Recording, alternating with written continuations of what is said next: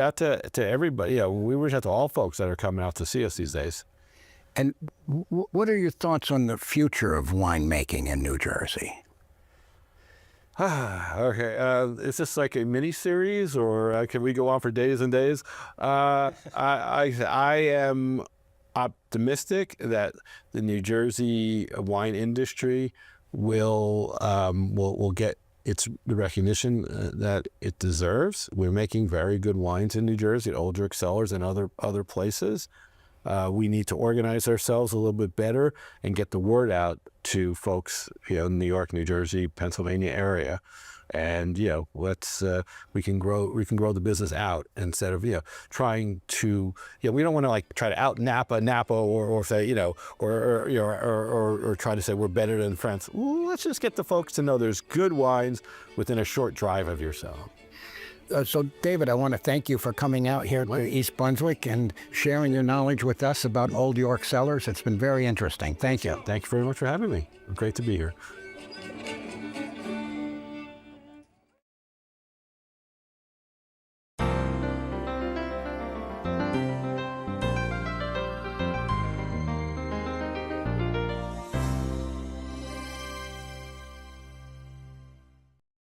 No way. No way. No way. My kid would never vape. Get your head out of the cloud.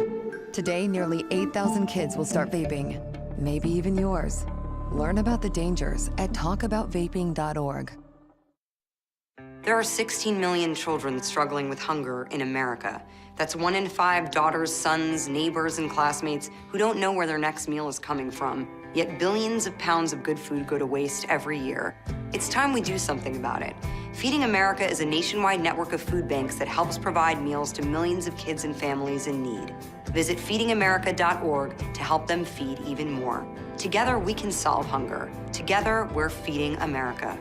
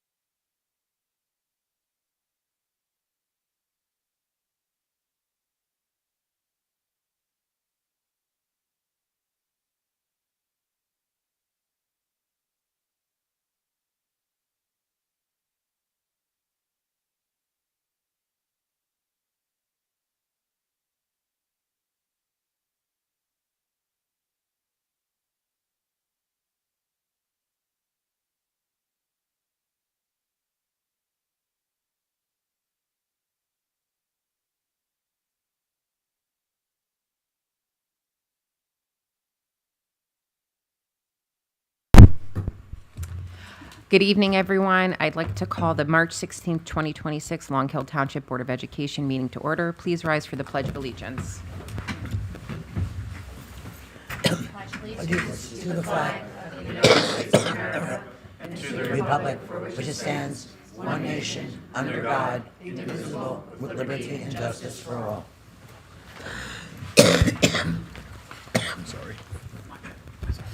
Meeting notice. Adequate notice of this meeting of the Long Hill Township Board of Education was given as required by the Open Public Meeting Act as follows.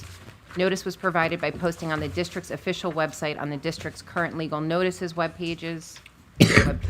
Notices were posted on the bulletin board in the first floor entrance hall of the School District Administration Building, Gillette, New Jersey.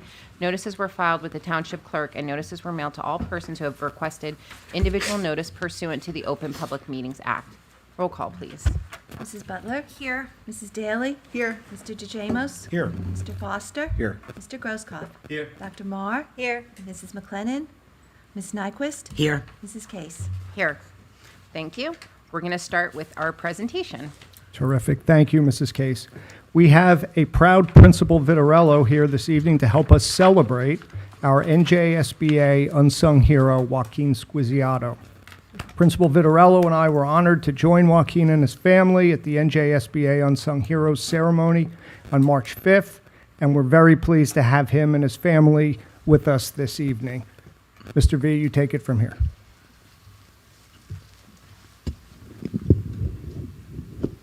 Good evening, everyone. We were thrilled to have him selected. Just to share a little bit of insight, too, I asked our staff to nominate an eighth grader. So they nominated a few eighth graders, and then our entire staff vote on who would represent Central Middle School at this award ceremony for Morris County, and Joaquin was selected. So we were thrilled. All the nominees were excellent nominees, so it was a hard choice, but we were thrilled to nominate him and honor him at that evening. So I'm just going to take a minute and share. I'd like to read what I presented that night for him. Joaquin Squizziato is a student whose character is defined by his quiet confidence and purposeful action. He consistently demonstrates a strong sense of responsibility, balancing his education with a deep commitment to his community. Since kindergarten, Joaquin has been an active member of the Boy Scouts and is currently working towards his prestigious rank of Eagle Scout. His compassion is most evident in his 8-year commitment to the With Grace initiative, where he advocates for and raises awareness for pediatric cancer. Joaquin also excels in the FIASERV Future Techies program, exploring the world of technology alongside engineering professionals. Whether he is mastering a new technical skill or demonstrating teamwork on the soccer field, Joaquin leads with humility and positive spirit. Central Middle School is enriched by his presence and his everyday actions, and we are proud to honor Joaquin Squizziato as our 2026 Unsung Hero.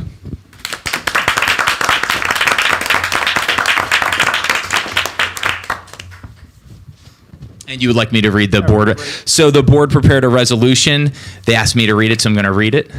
Okay. So whereas Morris County School Boards Association, in collaboration with the New Jersey School Boards Association, recognizes unsung heroes from each high school and school district in Morris County to celebrate those whose character and impact define the heart of our schools. And whereas the Unsung Hero Award honors students who make outstanding contributions to their schools and communities, but are often overlooked by traditional recognition programs. Students who have modeled good citizenship, a spirit of quiet strength, and the heart of a hero that inspires others. And whereas these unsung heroes may have organized community programs, selflessly supported their peers, or achieve significant academic success while overcoming difficult personal challenges, disabilities, or language barriers. And whereas Joaquin Squizziato has demonstrated empathy, integrity, and leadership that will have a legacy of kindness, respect, and service in our schools and the larger Long Hill community. And whereas on Thursday, March 5th, 2026, Joaquin Squizziato was formally recognized for these achievements at the 2026 Morris County Unsung Hero Award ceremony held at Hanover Park High School. Now, therefore, be it resolved that Long Hill Township Board of Education officially recognizes Joaquin Squizziato as an unsung hero of Morris County and Long Hill Township School District. And be it further resolved that this resolution is presented to Joaquin Squizziato as a sincere token of Long Hill Township Board of Education's congratulations and best wishes, continued success as he continues to lead by example.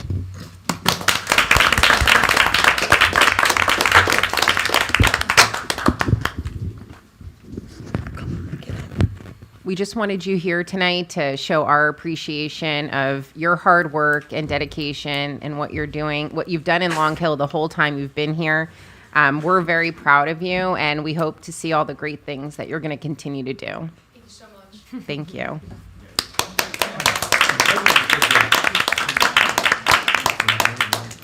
We're going to take a picture.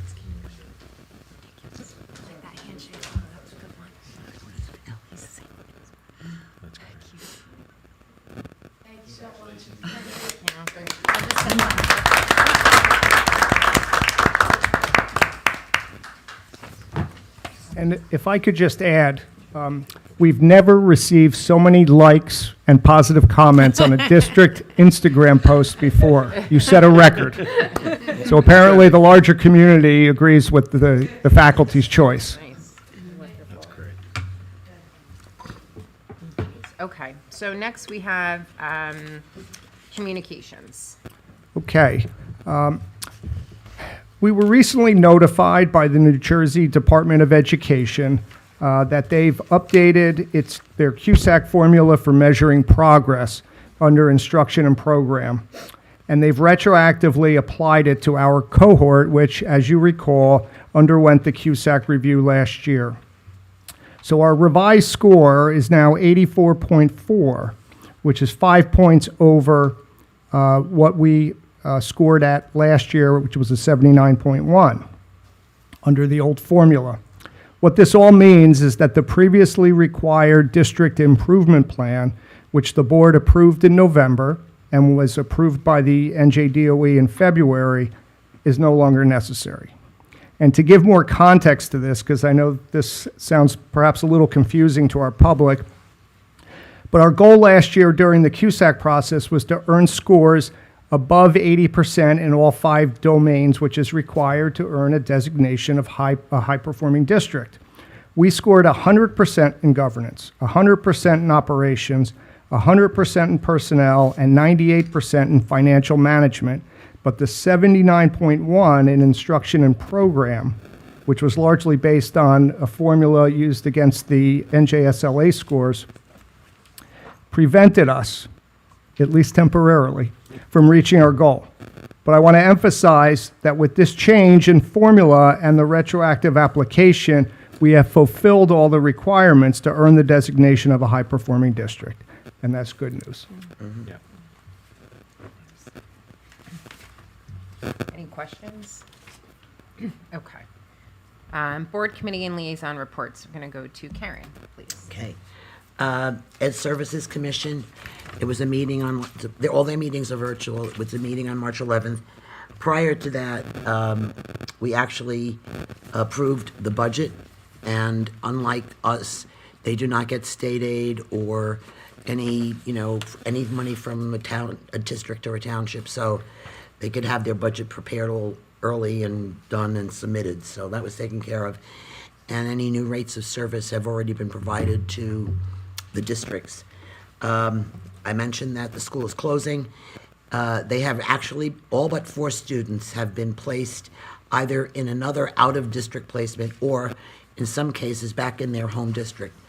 Of the 4 that remain, 3 actually graduate this year, and the 4th is in the process of being placed in an out-of-district placement. And this was kind of the goal. They didn't want to leave it till the end. It maybe provides the students better transition going in the school year, so they can get accustomed versus starting a new school year in a new environment. So that worked out really well. This principal of the school, who has had 30 years service with ESC, retires effective April 1st.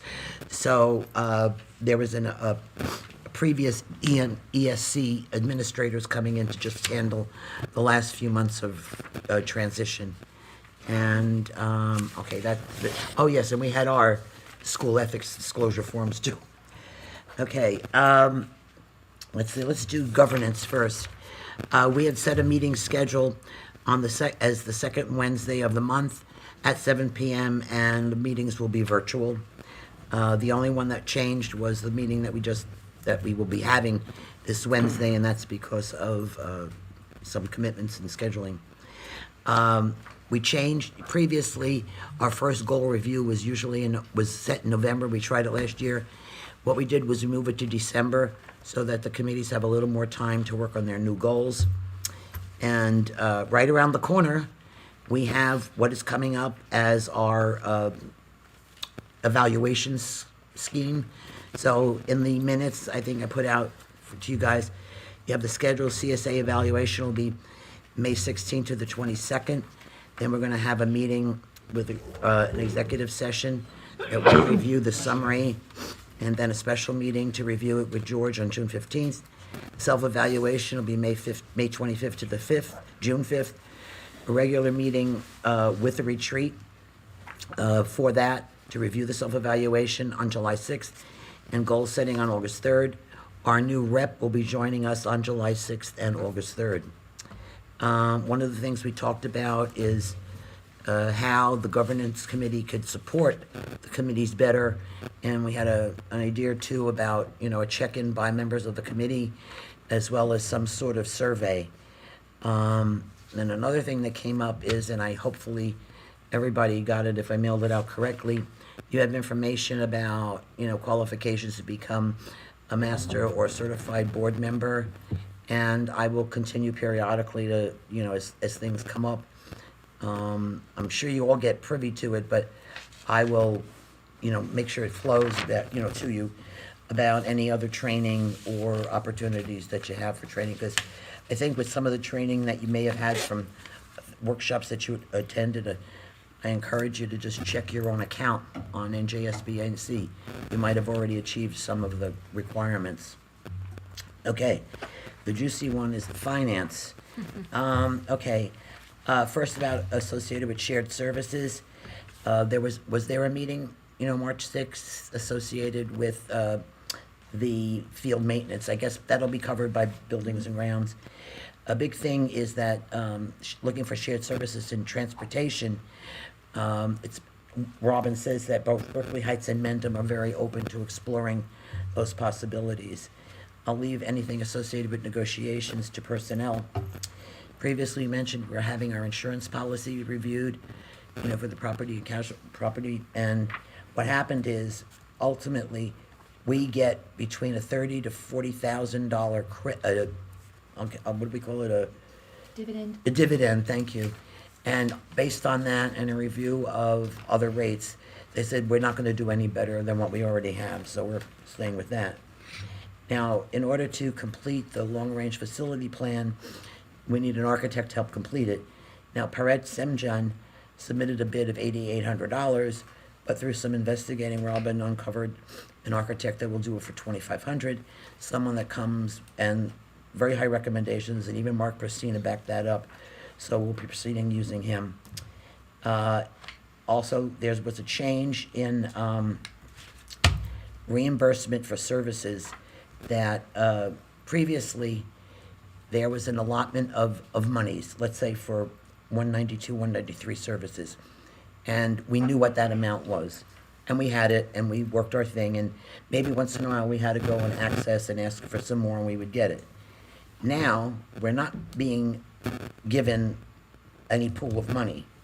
We have to go through the process whereby we actually submit for reimbursement, which can, and they haven't really figured out, I think, all of the steps involved, because it could hold up payment.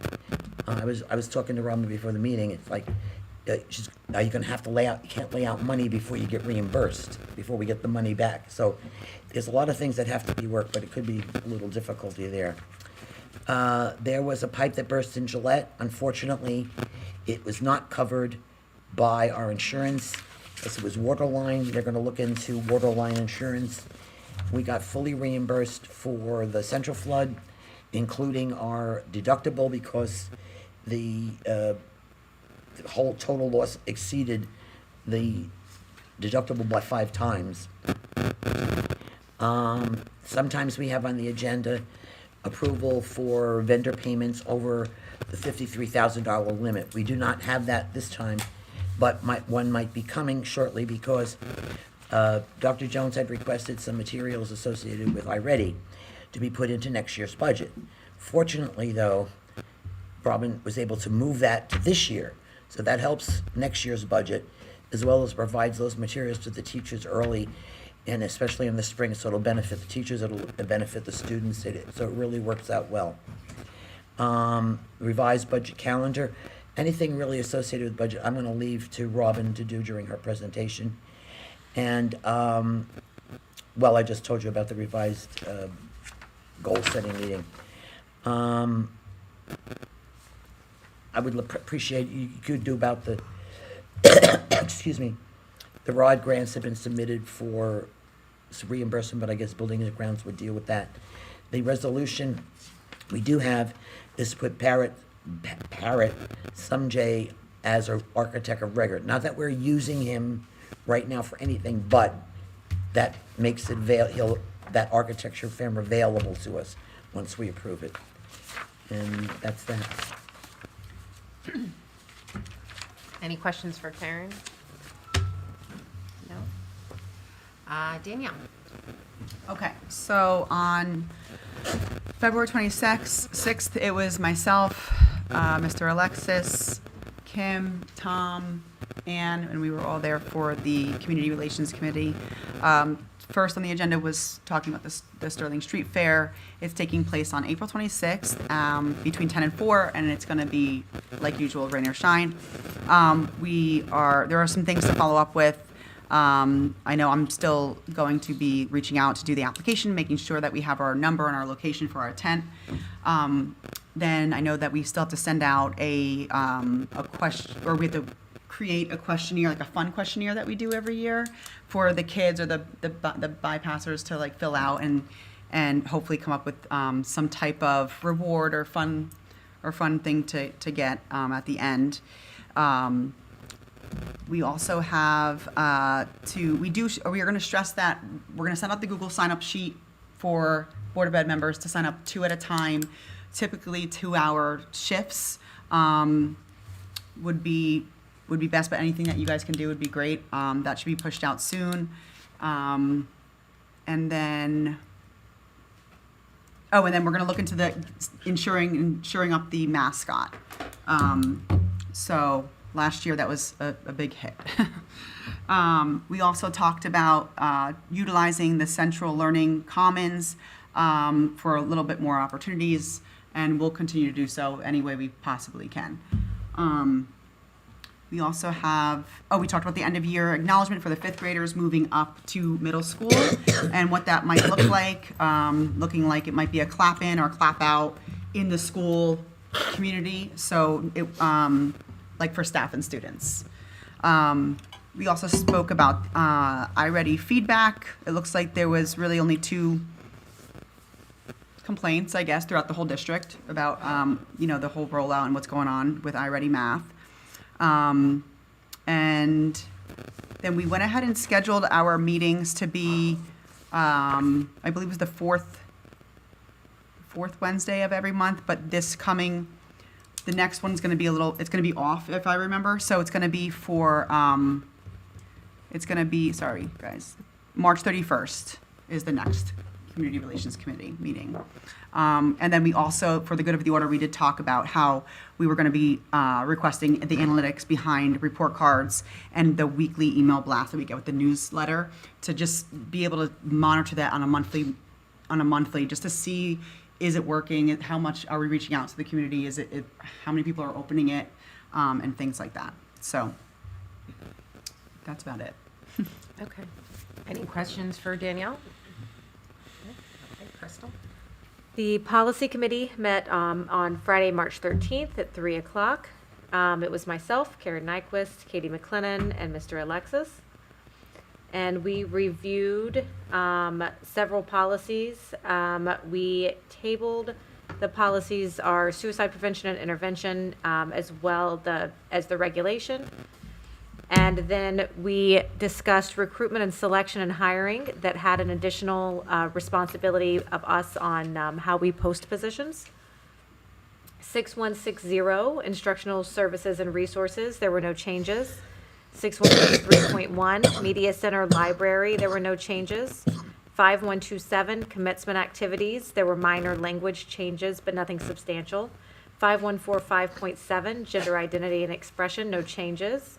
5131, conduct and discipline, there were changes in organizational structure only. 3542.1, wellness and nutrition, there was a removal of one sentence that was referenced the intent of the policy that was redundant and clarified later in the policy. And I must say, the way that, and kudos to Melissa, still living on in her spreadsheet, the way that we do policies, we are very up to date. Thus, many no changes. We also discussed our goals and talked about our next committee date. And we will meet again on Friday, April 24th at 3 p.m. Okay, any questions for Crystal? No? Okay, Ann? Student achievement met on February 25th. We had a fairly detailed update on professional development ongoing within the district, which focuses on several topics, but including the multi-tiered systems of supports, and how that's been rolling out within the schools. We also, if you had not gotten an opportunity to check, there's a link in the minutes to the second diagnostic data presentation that Dr. Jones shared with the committee. In brief, it's like when we have our student achievement scores with the NJLSA, and Dr. Jones puts up all the just the numbers, and we can look at where students are, and we've got some, who are maybe in a category of red, some in yellow, some more in green. So you can see where the students were at the beginning of this year, and then now where they were in the most recent benchmark testing. And I think that's really good information, so that when we come to the later presentation in the year, you've been able to see the data as it goes along. One thing we're going to try to look into, but it's not an exact science, is how does our own internal benchmark testing then turn out to, speak to the state test. And, we can get a general idea how last year's testing spoke to the test, and if that's an indicator for us. But we are seeing some very nice progress throughout the grade levels in ELA and in math in the areas of focus. And I think if you look at that chart, it's several pages actually per grade. You'll just be able to get a nice idea of where the students are at with those measurements. Our next meeting, I think we need to schedule, so we will send that out in an update when we have that on the calendar, and that's really all. Any questions for Ann? No? Okay. Tom? Nothing at this time. Okay. Justin? Technology Committee is scheduled for Thursday, March 19th at noon. Great. Alex? Yes, the Buildings and Grounds Committee had its first meeting of the year, I believe, in February 25th, 2026. Attending were Mr. Alexis, Ms. Bomer, Charles Frank, Katie McLennan, Tom Groskoff, and myself. We briefly went over some of the committee goals, but we'll revisit that at the next meeting. As I think maybe Robin might mention, there was an application made for a New Jersey Department of Community Affairs grant for the Gillette Playground. I think we're still awaiting information on that. There was mention by Ms. Nyquist related to a shared services meeting to discuss whether or not central athletic fields could be included in that. We're maybe going to hear more about that later. We also discussed some of the anticipated work for renovating instructional spaces during the summer. There are some tentative plans for all three schools, including working on closet casements, sink upgrades, repainting certain areas of each of the school buildings. We also discussed the water pipe break that happened at Gillette School on January 26, 2026, which was not covered by insurance. We anticipate tree removal work to be done after the snow melts, so hopefully we'll get an update at our next meeting related to when that was done or will be done. There's additional security cameras being installed at Gillette School. At Millington, there was some painting done during the December break and a new carpet that was inlaid near the gym entrance. At Central Middle School, there was a boiler issue that we consulted with PSE&G about. There was installation of a lock for light switches in the hallway. There's desks and chairs and shelving that were ordered for the Learning Commons area. And the October flood items have fully been ordered, and that insurance claim has been closed. Some work was done to the HVAC upgrade for the board offices, and district-wide, we discussed snow storm updates because it was a very intense winter. There was some repairs that were needed for the salt truck, and we discussed the potential for purchasing a dump truck for the school to use, for all maintenance needs. Our next meeting is on March 25th, and there was a very exciting student proposal that was brought to my attention that hopefully we'll have more information about after our next meeting. Okay. Any questions for Can I just ask, Yes. have you said it, like, is it, the third Tuesday or the third Wednesday or fourth Wednesday? I'm so sorry. Do you have a Yes. regular schedule? I believe we discussed it would be at like 3 or 3:30 on Wednesdays, and it's usually near the third or last week of the month. I have to look at the calendar. Okay, just look. But our, if I'm looking at it now, it's usually a Wednesday at 3:15 at the end of the month. Okay, so it'd be the last Wednesday, you mean? I think so, but I'd have to really double check that with the calendar. So for example, like in June, it's June 17th. In May, it's May 20th. April's April 22nd. So Yeah, it's, we're going to avoid a conflict with the finance committee. Yeah. That was- Okay. so it's, Okay. it was, I think, planned the week before the finance. Okay. Okay. And I just want to ask, Justin, are you going to have quarterly meetings for the tech? Yes. Yeah, okay, quarterly, okay. Okay. Any other questions? Okay, Katie? The Long Hill Ed Foundation is proud to announce that we'll have our color run on May 1st at Millington. It's a Friday. So look out for more information. It is one of our best fundraisers and also just a really fun night. It usually starts at 6 p.m. and it's for all ages for the kids to run, get messy, and it's a lot of fun. It's even more fun to volunteer at because you get to get kids messy. It's one of my favorite days of the year. We also have a dine to donate at Pliables in Warren. 10% of sales will be going towards a donation to the Ed Foundation. It's for the entire week. So it started on the 15th and it runs through the 22nd. So you need to show a flyer or a photo of the flyer. I know there's some flyers going around, but also if you go to the social media, any of our social media sites, there's definitely a post where you can take a screenshot and show it. And if not, just reach out to the Ed Foundation, which is LHED Foundation at longhill.org, and they'd be happy to send that information to you. We have a resolution tonight, 21. It's for a grant for the Newark field trip. It's our annual donation, so that would we kindly ask that you approve. It's for the fifth graders to go to the Newark Museum. And then finally, we had a very good weekend at the state robotics competition. We're really proud of both our middle school and elementary teams. So that is cool. Okay, great. Any questions for Katie? Okay. I'm just going to mention for negotiations. So we've had 2 rounds of negotiations meeting on February 10th and also March 11th.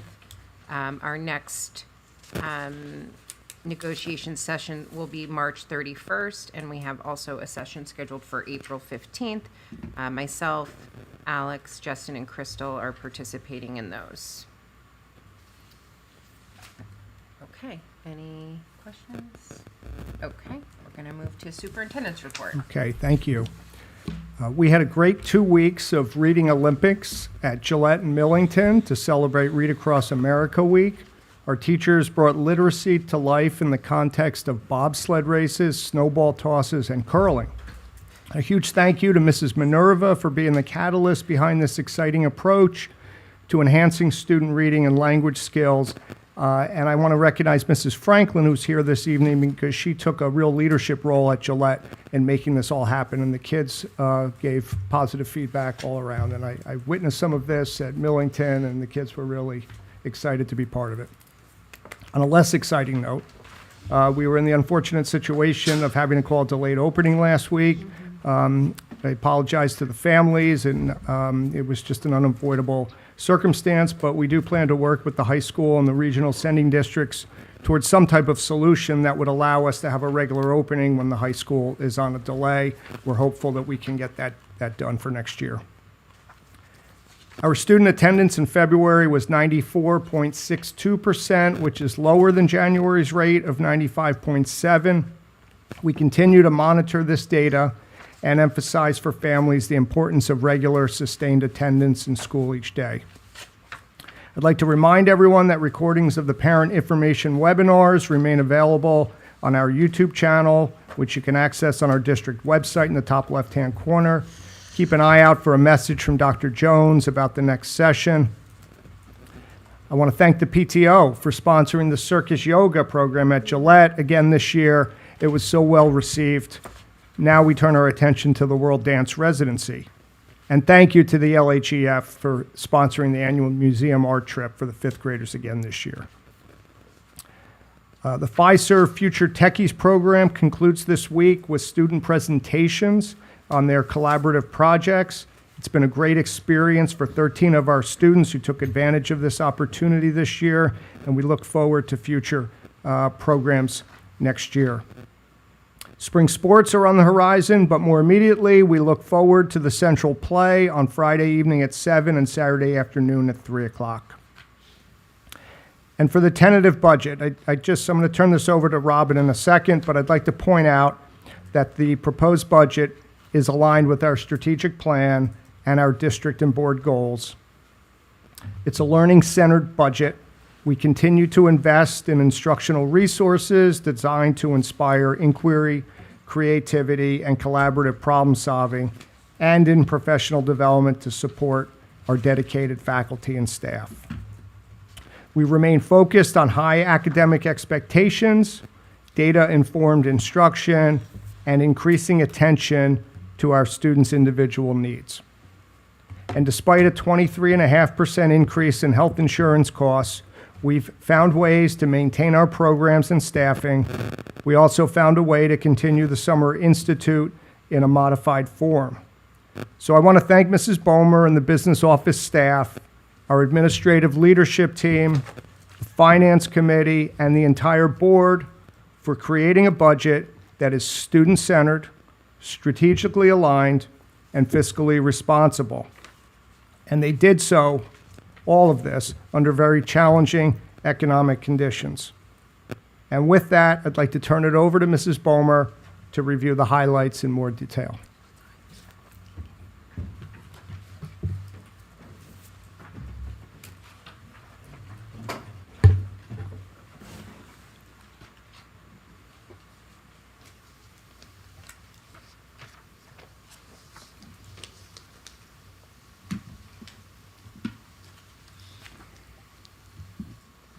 Good evening.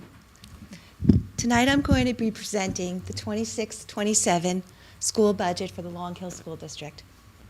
This budget is designed to maintain our academic standards while navigating the current fiscal environment. I'd like to begin by recognizing our Board of Education, led by President Kim Case and Vice President Ann Butler. I also want to acknowledge Superintendent Mr. George Alexis, our Finance Committee, and our administrative team. This budget is the result of their leadership and a commitment to the district's fiscal health and educational services. It's important to note that what we are discussing tonight is a preliminary budget for review. As you can see from our timeline, we are currently in the tentative phase. Once adopted, this budget then will need to be submitted to the county superintendent by March 27th. Our approach is to treat a budget as a living document. We focus on conservative revenue estimation and sustainable expenditure planning to support the district's long-term financial stability.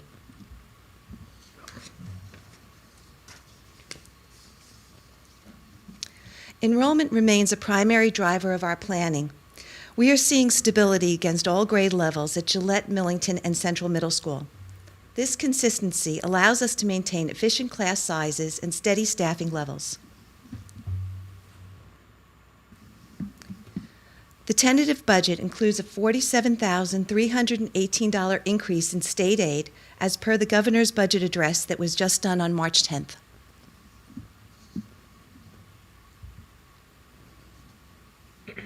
Looking at our total revenue picture for 26-27, we are anticipating a total of $24,025,423. This figure represents our entire financial landscape. It includes our general operating budget, special revenues from state and federal grants, and our debt service fund. By looking at this total, we provide a view of every revenue stream, local, state, and federal, that supports our district's operations and long-term obligations.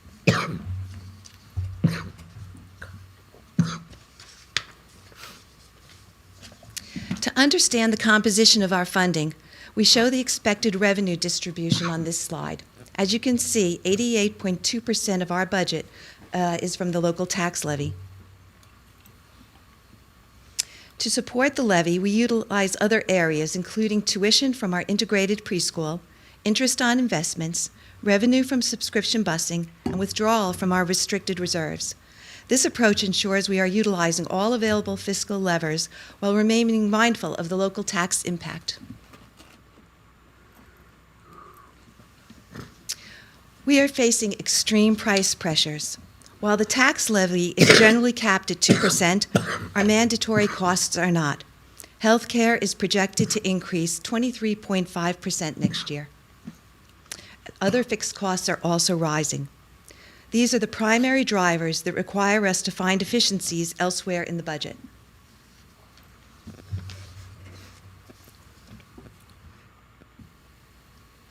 To take a closer look at health care, this chart demonstrates the gap between district costs and employee contributions. I actually think it's one of the most important slides in the presentation.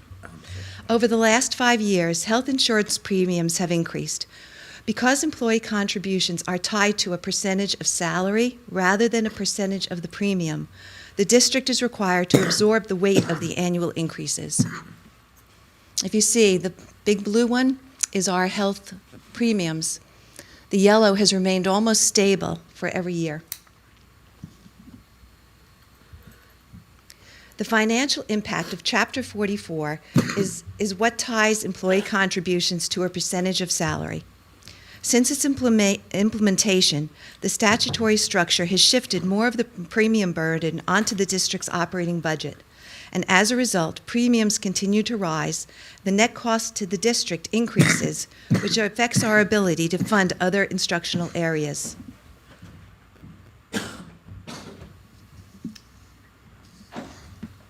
Our total general fund operating budget for the upcoming year is approximately $22.9 million. The majority of our costs, such as salaries, specialized student placements, and transportation, are fixed. These are the baseline requirements for running the school district.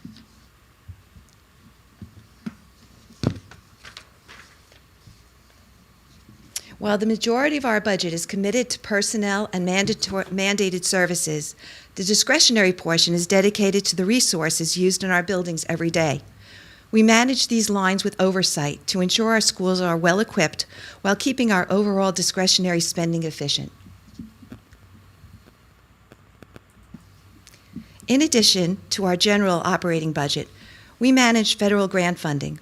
We've allocated $188,000 in IDEA funds to support our special education programs. We also utilize roughly $40,000 in ESEA funds, which are distributed across Titles 1 through 4. These grants are used for supplemental academic instruction, staff professional development, and student support services. They are also used to directly support our STEAM activities, providing our students with hands-on learning opportunities in science, technology, engineering, arts, and math.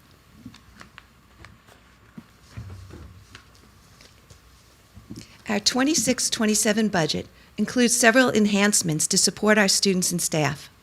We are expanding our in-district specialized programs by adding a new learning language disabled section at Millington and increasing our BCBA services to 4 days a week to provide more consistent support. We continue to prioritize investment in technology infrastructure and are completing our one-to-one computer initiative to ensure students have the tools they need to succeed. Finally, we're currently working on a plan to optimize our Summer Institute. It is a work in progress, but we're hopeful that by transitioning to a tuition-based model, we can create a sustainable revenue stream to help offset district operational costs while continuing to provide an innovative and supportive summer program for our students and community. So why are maintaining district reserves so important?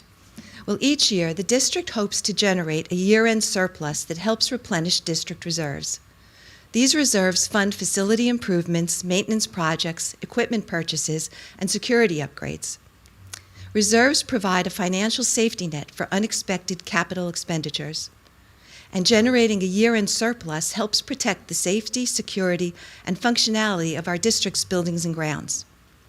Responsible reserve planning allows the district to maintain safe, well-equipped learning environments for our students and staff while protecting the community's investments in our schools. And the most important part is that strategic utilization of reserves allows for the essential district improvements with a zero impact on the tax levy.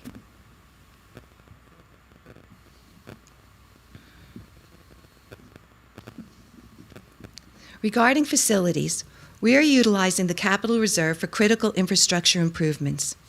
This year's focus includes an HVAC project at Central Middle School, while at Gillette School we are increasing the playground equipment and updating the athletic backstop.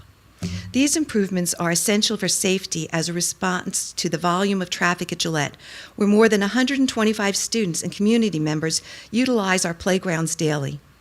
We will also be replacing interior doors at Gillette and Millington because safety and security are a cornerstone of our fiscal planning. By using these restrictive funds, we are completing these projects with a zero impact on the tax levy.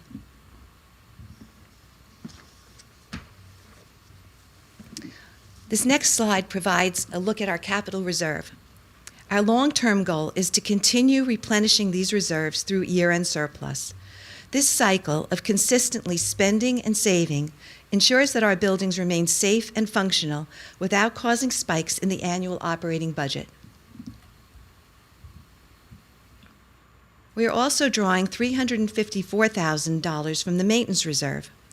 These funds are specifically earmarked for building preservation and high-priority repairs that fall outside of daily maintenance or custodial work. A focus of our maintenance spending is the replacement of aging classroom casework at Millington and Gillette. Much of the existing cabinetry is decades old.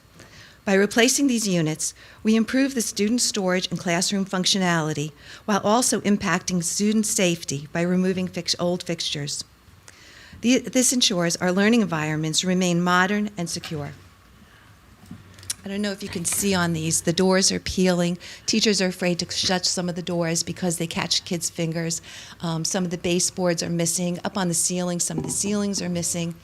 They're just in bad shape. And the storage areas, the shelves that they have going across, can't go the whole way across because when they do, the doors can't open and close.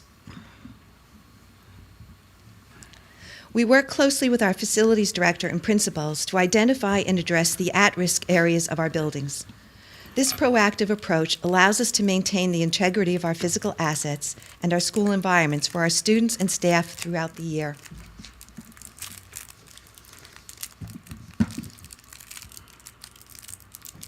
To summarize, these maintenance withdrawals allow us to uphold our commitment to safe and functional learning spaces. By utilizing these restricted funds, we are protecting the community's investment in our school buildings. These improvements, again, are going to be completed with a zero impact on the tax levy. Safety remains a priority. We are utilizing the emergency reserve for targeted security upgrades, including the installation of new cameras at all 3 schools to eliminate blind spots and improve our monitoring capabilities.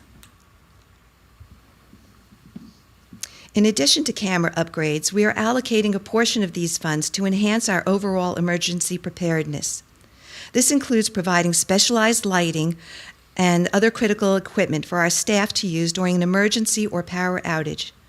By funding these needs through our existing reserves, we ensure our team is equipped for any situation without waiting for future budget cycles.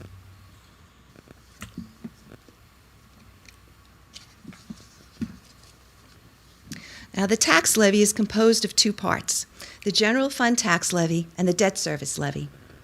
For the 26-27 year, the general fund tax levy increases approximately $1.1 million. This is comprised of the 2% increase, a small enrollment adjustment, and $661,000 healthcare cost adjustment that is allowed by the state. This adjustment is specifically provided to help districts manage the substantial and unavoidable increases in health insurance premiums that have been seen.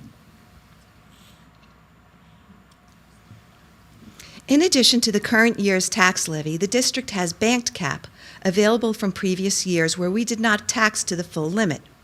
This bank cap authority allows the district to exceed 2% cap in the future if necessary.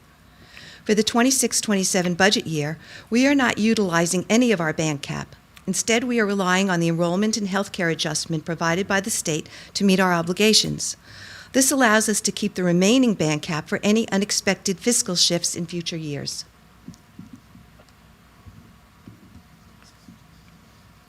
To understand how this translates to the individual tax bill, we must look at the total assessed value of all property in the Long Hill that is given to us by the Township Administrator. The school tax rate is determined by dividing the total tax levy, both the operating and the debt portion, by the Township's total assessment. As property values across the community evolve, this calculation ensures that responsibility for funding of our schools is distributed across the entire tax base.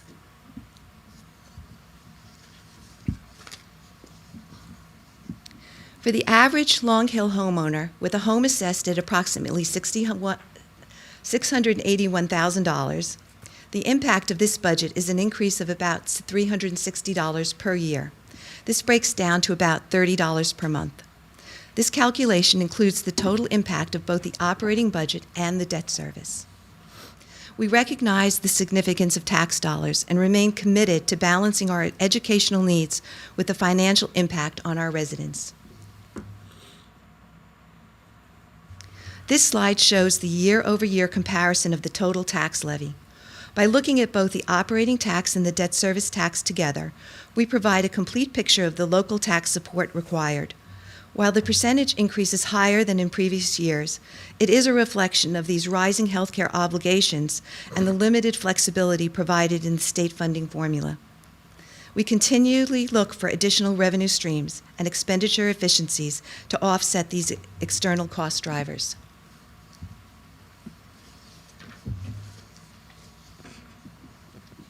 Finally, it's important to note that Long Hill continues to operate efficiently.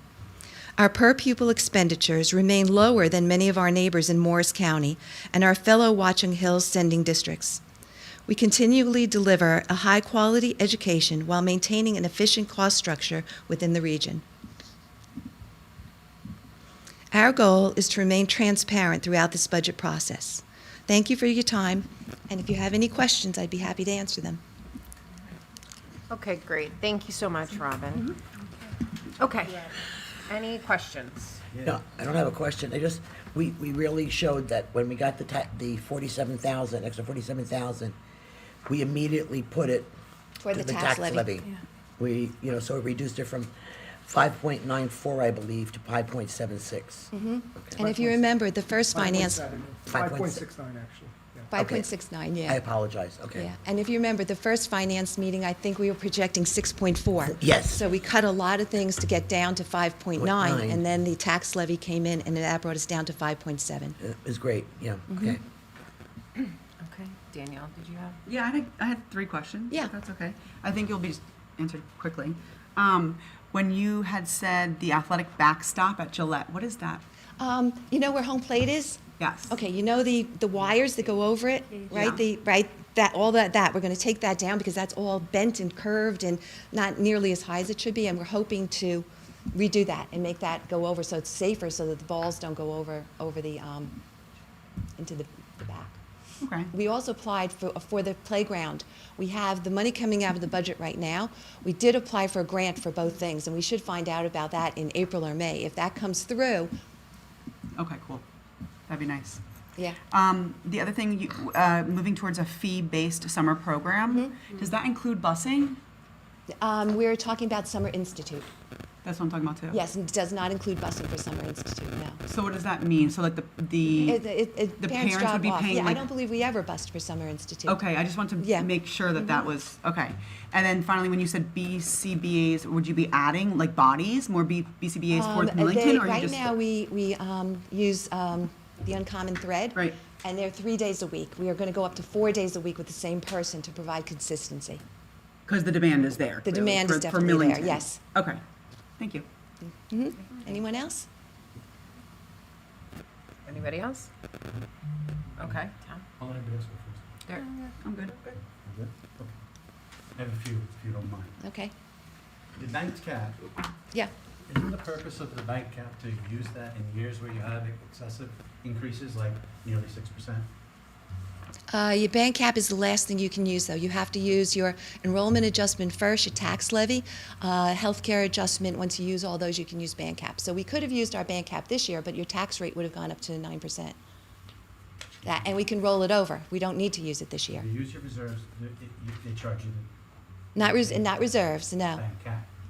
It's No, bank cap isn't. reserve, that was just bank, just held off, right? Bank cap doesn't have to do with reserves. Okay. So we have additional bank cap because our healthcare adjustment is more than the 688,000. It was 700 and something. That we're only using 688,000 of it. So the 188 gets rolled over for future years for future use. We had this 300 left over from 2 years ago that has to be used in 3 years. So next year will be the last year to use that 300 and it will go away. That we'll see where we are with healthcare adjustment, enrollment adjustment. We may not have to use it, but that will then just drop off the ledger, and the 188 will go forward. Plus anything that we generate next year that is not used. Okay, but it's all towards your tax levy. It has nothing at all to do with reserves. Every year, we see a drawdown of reserves. And a month or two later, that drawdown gets replenished. Why is there a 6% tax when in a month or two from now, all those drawdowns are going to be replenished anyway? Because the tax doesn't have anything to do with your reserves. We're trying to keep our reserves at a very consistent level, right? So that we always have money so that should the roof go or should the chiller go, we have money to do these big things, right? And it's not your tax levy. You want money left over. This year we have a little bit more, and it just happens to be that people left, and we had some health care and some, things add up. That so and we did some really good deals, so we have extra money. But you want to put that back into reserves because we want to do a lot of projects, and the projects that we're doing in the summer this year are they're not up to $1 million, but we do have other projects in line during the year that we can use our reserves for. It goes right to my next point, is that all of these additional projects, like in buildings and grounds, we spoke about putting in new playground equipment. Why are we taking on additional expenditures, costs, that could be forestalled for 1 year? Because we're not replacing bad playground furniture. In fact, we just put some in 2 years ago, I think it was, maybe 3. Right back here in Gillette, 2 years ago. Okay. Anyway, why are we adding to playground equipment when this is definitely a tight budget year? It's twice as much Okay, as last because year. the playground equipment is costing us nothing. It's coming out of cap reserves.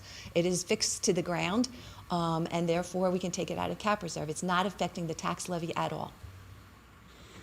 Okay, but then you're going to use tax money to replenish that reserve, are you not? If there's left over at the end of the year, I am suspecting, because this is There will be leftover. this is right, but this is going to be a tighter year. I don't expect 26, 27 to have the same amount left over. Okay, that's interesting. A few more, if you don't mind. You talked about the healthcare and how premiums stayed level while costs went up. Obviously, we see that the Wait, problem I'm with that sorry. now. That's going to be a contract issue. No. It's the opposite though. premiums have gone up. No, I meant Well, contributions. contributions. Okay, I'm just, sorry. yeah. But the cost went up, but the Yeah. contributions maintained. Yeah. Is that being negotiated now? So can't that be it a doesn't go state forward? law. Or is that something you can't discuss at this point? I'm not gonna discuss that, no. Fair enough. But to put it this way, everything that's in the contract is what is under review. Okay. But isn't chapter 44, is that from a contract or is that from a law? Chapter 44 is a law. The contract also has a provision in it. So that the fact that those costs were stagnant has more to do with the law than it has to do with anything else. Mhm. We can't.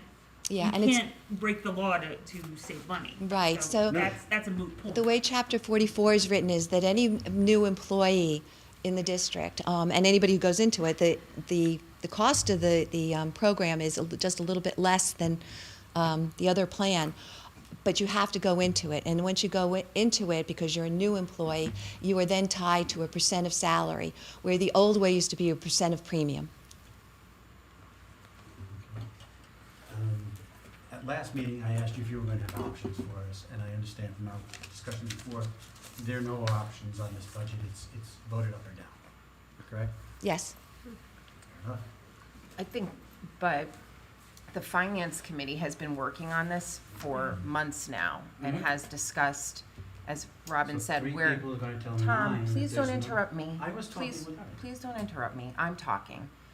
The finance committee has spoken about this for months now. Karen's been reporting about us and the work that's been done at finance. And so that's been the culmination of many, many discussions. Robin started out, Karen brought up what percentage we started at discussing. So that was an option. Okay, so there's one option. Then we discussed a couple of other expenditures and looked at revenue, and then we came up with a second option. Then the state number came in, and now here's a third option. And this is by far, right, when we came along the spectrum, the best option. So I just want to put it, there have been options along the way. Thank you for your impression that it's the best option, but it's not the only option. There are things like forestalling additional equipment. I'm not advocating this. Cutting heads is an option. Maybe we vote that down, but 9 people need to discuss it, not 3 or 4, and then it's foisted upon you. Here it is. Can I You just can say- tell us all along what's going on, but we don't get to vote in your meeting. You No, are it's- allowed the only to thing is- discuss, wait, but- Karen, you're allowed to provide comment, and you're allowed to send an email to the committee about your concerns. And this has been happening all along the way. Here they are now. We heard them. No, I just gotta say this, by having a board of a committee or of committees, what you're doing is you're entrusting the individuals in that committee to work responsibly and completely and intelligently associated with the goals of not only the committee, but the goals of the board and the goals of the district. So what you're saying is, is opposite to that. No, one of the boards, Principle. one of the goals of this committee is to be financially, fiscally responsible. Is it That's not? right, Yes. exactly. Is it physically responsible to spend money you don't need to spend in a year when you have too much debt coming up? I don't know, I It's don't not. know if, I don't know if you can comment on that, because, how should I say this? For instance, I don't think there's one thing associated with something that came out even about the closets or whatever, because we even questioned that. Those are safety issues. There's a lot of it that's associated with safety. I mean, there are certain priorities you have to put. The other thing is, things that we take, how should I say this? You invest now, and you do it now, so that in a year from now, you're not having to pay 150% more, because it's gotten more aggravated and things are more expensive. This is timely, and it fits in with what is going on in the schools and in the district. You're not asking for a 6% increase, maybe that makes sense, but to ask for extra things that you don't need, the nice-to-haves, like extra playground equipment, is not necessary in this budget. All right, I'm gonna go. Can I just Alex. make one Wait, comment? Kate, Okay. Alex is gonna go. Well, I had certain clarifying questions that came up from some of the comments. Just for clarity, Ms. Bomer, the cap reserve that we were talking about, that is our ability to increase our our tax levy, if I'm getting No, banked cap, not I'm sorry, cap banked reserve. cap, that's Bank what I cap, meant. yes. Our banked cap, what we're not We're utilizing not utilizing is it. our ability to increase the tax levy, which Yes. we're not doing, correct? I just want to make sure that people in the public understand. We what could these go up much terminating higher. ordinances- We could have gone up higher. Yes. We're choosing not to, and that's based on our 2% cap and what we're foregoing from doing. So it could have theoretically gone up another 3%, but we're electing not to by trying to be fiscally conservative, correct? Yes. Okay. We're So- not- Wait, you're not, Tom, you're I not wasn't next. done. You cut Well, me I'm off. not No, done I either. did not. You're Yes, you not did. I next. wasn't done. I have my notes I would like to ask the Yeah, questions. if You're, you, You're you're cutting not, me off. you're not next. Katie. I'm not done, I- but that's You fine. can be after Katie. I have more questions, I'm sorry. Alex, Yes. if you take a look at the screen, see the number on the bottom? We could have gone Yes. up $466,000 more. Can you Understood. back up to the other reserves that you're going to be adding? Mm-hmm. Tom, I thought I was Don't- given the What's opportunity. wrong with Wait a answering second. questions? You have to let everybody go. There has to be an order. And I you did. listen We to went me. right down, got to me, and then I got halfway through, But- and you skipped over me. I did not skip over you. Well, how are we past me if I'm not done? So you did skip over me. I didn't skip over you. Well, what did you do? Please explain. It's not. You don't have the floor right now. You That's, asked me, listen to you me. gave me the floor. You I asked me if did- I had questions. I have questions. You don't have the floor right now. Alex does. We will come back to you after Katie. That's fine. Go ahead, Alex. Thank you all. There seems to be some questions about investing this year in additional playground equipment at Gillette. Please clarify. Tom, Go ahead. we will enforce parliamentary procedure if you're not going to be Please respectful do. to your colleagues. Robert's rules, I have them here. The Gillette playground and backstop. We have reported at this meeting that these are expenses that we've sought grants for. Is that correct? Yes. Okay. Can you clarify that we're not trying to replace newly installed playground equipment? We're not replacing any playground equipment. Okay. Right now, what we're hearing from the principal and the aides is that there are so many children out there that they have to set timers on a lot of the equipment because the kids can't get their time on it. So we want to put a couple new pieces out there for the children. And the pieces are not coming out. If we take the playground equipment out of the budget, your tax levy still stays at 5.7%. It's a capital reserve expense. Understood.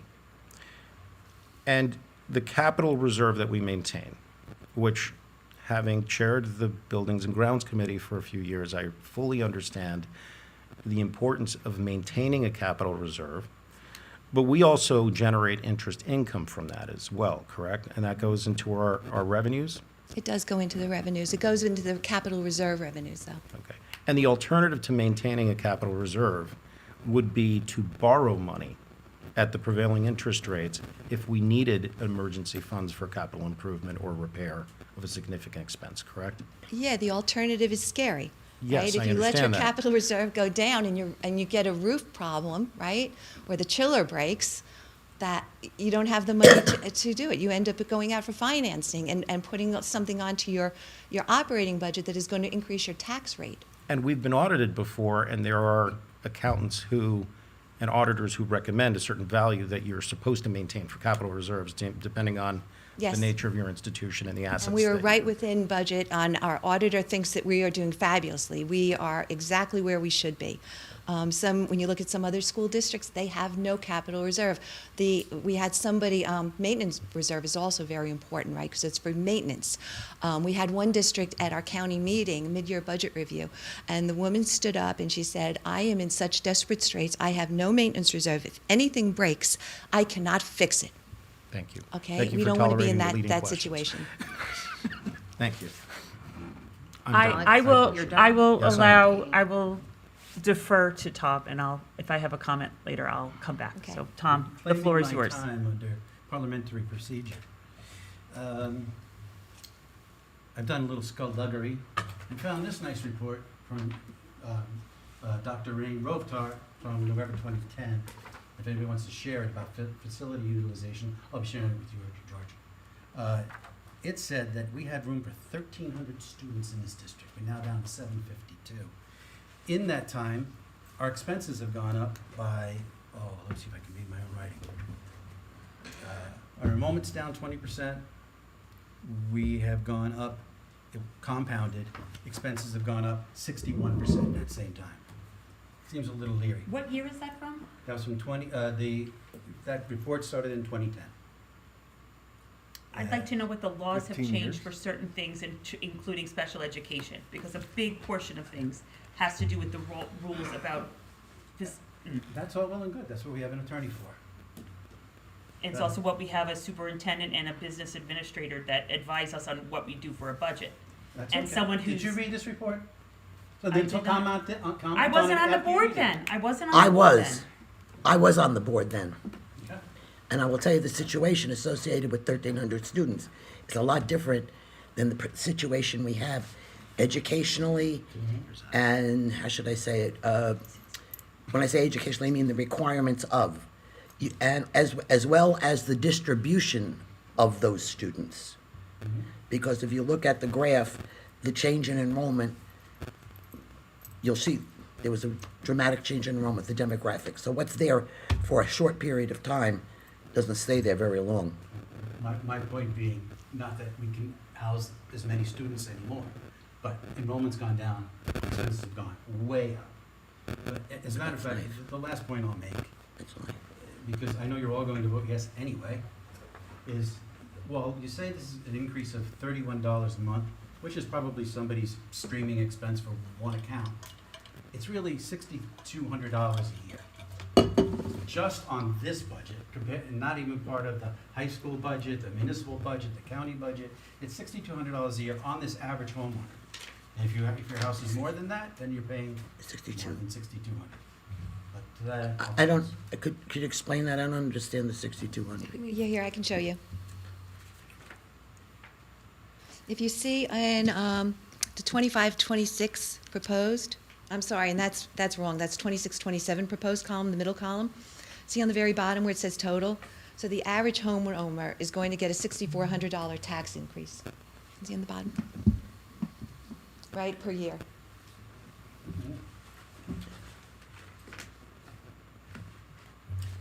So that's the. That's going to, and not tax increase, that's going to be your taxes. It's an increase of $359. 400, okay, so it's a Right. $400 increase, and it's $6,400 a year. Right, that's going to be your tax bill. That's Oh, why- tax that's bill. why Your I- tax oh, bill, right. $6,400. No, that's the tax is bill, tax it's on not your a house. tax increase. The tax That's increase the is- average tax bill. No, Tax and- bill, the and increase it's- is $360. It's a 42% percentage, or maybe more now, of the entire package. But it's still not a insignificant number. It's not, but Tom, you realized it really is driven by the healthcare. If the healthcare hadn't gone up 23.5%, right, then our tax increase would have been minimal. That we have cut everything that we are so lean right now that there's nothing in there. When you look at it, there's nothing left to cut. Nothing's discretionary, right? Everything are things we have. We have to pay for busing. We have to pay for our out-of-district placements. We have to pay for benefits, healthcare, right? Salaries, debt service.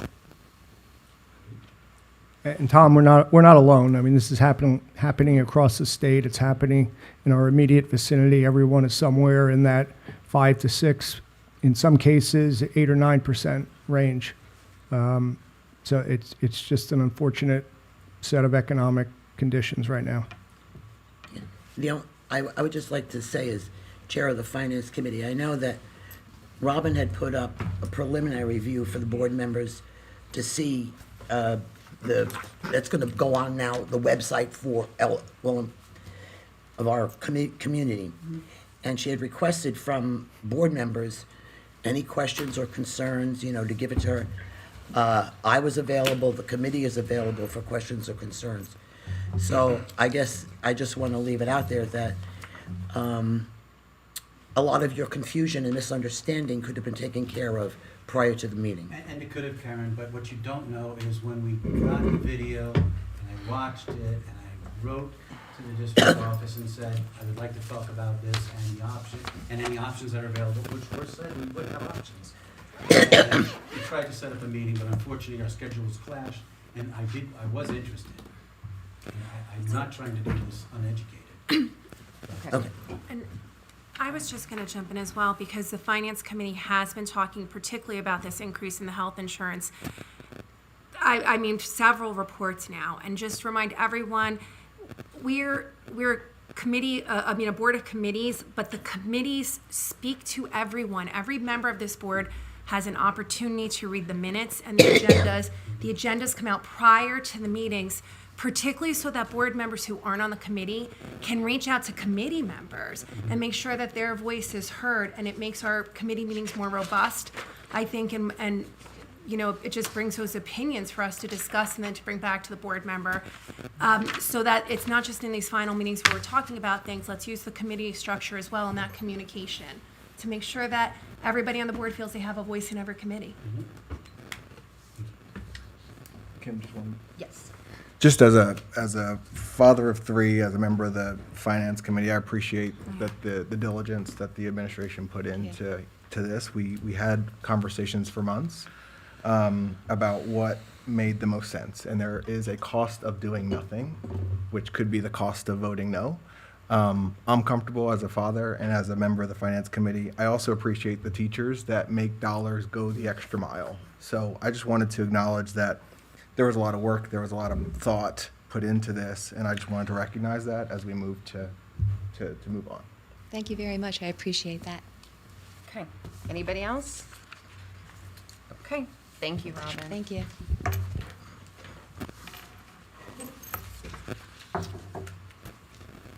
Do we have any comments from the public on agenda items?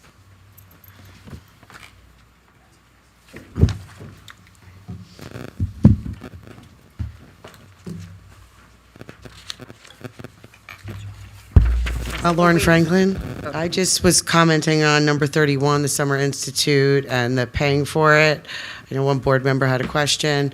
I think it's interesting that we are paying for it, going to ask parents to pay for that. It's a student program. I think we, as Mr. Groff was saying, we did just redo a library for an exorbitant amount of money, and we're going to charge for a program. I think that's a little disappointing. Okay. We're going to move to resolutions. Well, let me start with, Karen, will you move in the motion to accept Mr. Squisiato's Unsung Hero Award recognition?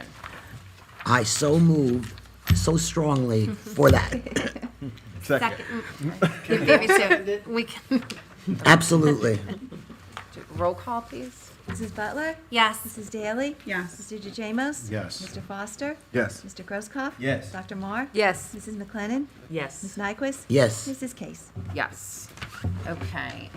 Danielle, will you move in minutes number 2? So moved. Second.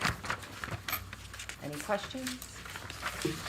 Roll call, please. Mrs. Butler? Yes. Mrs. Daly? Yes. Mr. DeJamos? Yes. Mr. Foster? Yes. Mr. Grosskopf? Yes. Dr. Marr? Yes. Mrs. McLennan? Yes. Ms. Nyquist? Yes. Mrs. Case? Yes. Crystal, will you move in financials number 3 through 31? So moved. Second. Any questions? And a question, I just want to make a comment. The rationale behind at least providing a summer institute program is if we didn't charge tuition, we couldn't have the program. I mean, the budget would not have allowed us to have the program at all. So I wanted to offer the community an opportunity, and based upon a business plan that Robin had put together, which was shared with the board, we tried to keep it, within a very, very reasonable dollar amount. Like I said, this is the only way we thought we could provide something that might be beneficial to the community. Hopefully, if they want it, they can accept it. But otherwise, we couldn't have had it at all. I mean, we could not have put it in. That's it. It had to be paid, or it was not there. That's it. Okay, Danielle? Can I have a question on that? So, is there like a bare minimum amount of students that have to apply? Yes, they'll partake in this. 40. Okay. And then, if not 40, Then we don't have it. then we don't have it. Uh-huh. That's right. And 10 per class to open a new class. 10 per class. How many do we normally have? Do we know? Sorry. Last year, there was about 115 children registered, so as long as we can get 40, that we should be able to run it. That we're going to try, and first step is to see how many teachers are interested in participating, to make sure that we have teachers who want to do this. Right. Okay. Thank you. Sorry. Okay. Any other questions? Okay, roll call, please. Mrs. Butler? Yes. Mrs. Daly? Yes. Mr. DeJamos? Yes. Mr. Foster? Yes. Mr. Grosskopf? Yes. Dr. Marr? Yes. Mrs. McLennan? Yes, but recuse from 21. Ms. Nyquist? Yes. Mrs. Case? Yes. Anne, will you move in special services numbers 32? So moved. Second. Any questions? Roll call. Mrs. Butler? Yes. Mrs. Daly? Yes. Mr. DeJamos? Yes. Mr. Foster? Yes. Mr. Grosskopf? Yes. Dr. Marr? Yes. Mrs. McLennan? Yes. Ms. Nyquist? Yes. Mrs. Case? Yes, thank you. Tom, will you move in personnel numbers 33 to 38? So moved. Second. Any questions? Roll call, I'm just please. excited that we have a new music teacher. That's really Mhm. Yeah. exciting. Yes. My kids will be very excited to meet her. Mrs. Butler? Yes. Mrs. Daly? Yes. Mr. DeJamos? Yes. Mr. Foster? Yes. Mr. Grosskopf? Yes. Dr. Marr? Yes. Mrs. McLennan? Yes. Ms. Nyquist? Yes. Mrs. Case? Yes. Justin, will you move in curriculum number 39? So moved. Second. Any questions? Roll call, please. Mrs. Butler? Yes. Mrs. Daly? Yes. Mr. DeJamos? Yes. Mr. Foster? Yes. Mr. Grosskopf? Yes. Dr. Marr? Yes. Mrs. McLennan? Yes. Ms. Nyquist? Yes. Mrs. Case? Yes. Alex, will you move in policy number 40 and 41? So moved. Second. Any questions? Roll call, please. Mrs. Butler? Yes. Mrs. Daly? Yes. Mr. DeJamos? Yes. Mr. Foster? Yes. Mr. Grosskopf? No on 40, yes on 41. Dr. Marr? Yes. Mrs. McLennan? Yes. Mrs. Nyquist? Yes. Mrs. Case? Yes. No, Katie, will you 40. move in other number 42 and 43? So moved. Second. Any questions? Oh, Roll call, probably. please. Mrs. Butler? Yes. Mrs. Daly? Yes. Mr. DeJamos? Yes. Mr. Foster? Yes. Mr. Grosskopf? Yes. Dr. Marr? Yes. Mrs. McLennan? Yes. Ms. Nyquist? Yes. Mrs. Case? Yes. Okay. Any other items for discussion? Unfinished business? Any new business? Any comments from the public? Okay, can I have a motion to adjourn? So moved. Second. All in favor? Aye. Any opposed? Thank you.